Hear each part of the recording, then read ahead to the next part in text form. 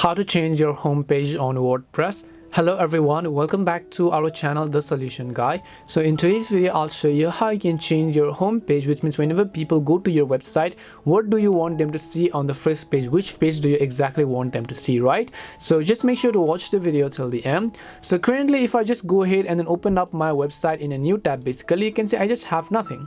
But let's say I want you just to be redirected to a specific home page. What I will do is over here on my dashboard on the left hand side, I'll go to appearance, then I'll go to the option called customize. So once I go to appearance and then customize in this case, so let me come back and then select customize. Once I completed the customize, just scroll down on the left hand side, you can see home page settings. Click on home page settings and here it's your latest post. Over here you have to select your static page, and then once you select a static page, you have to choose the home page that you want. So in this case I have different type of pages. If you have not yet created a home page, you can create one. In this case I'll just select a random page to show you guys. Once I select that page as my home page, whenever people browse to my website, they'll directly see this type of interface. And then on the left hand side you can also choose a post page if you want to, and then just hit the publish button. Now basically whenever you go to your website, you'll be able to see the new home page which you just put right away.